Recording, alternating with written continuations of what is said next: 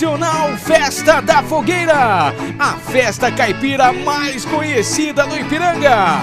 Festa da Fogueira 2011, neste sábado, dia 13 de agosto, com os pratos tradicionais da cozinha mineira e nordestina: feijão tropeiro, escondidinho de carne seca, paçoca do pastor, crentão, frango assado e uma grande variedade de receitas para você.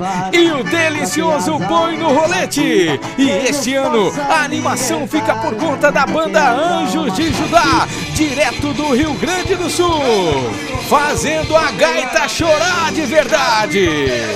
E a comunicação é minha, Marquinhos Mazei.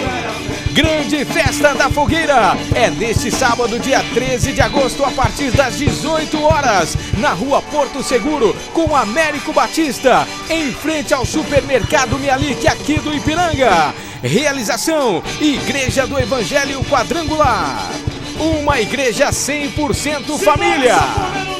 Nós esperamos por você, amigos e toda a família.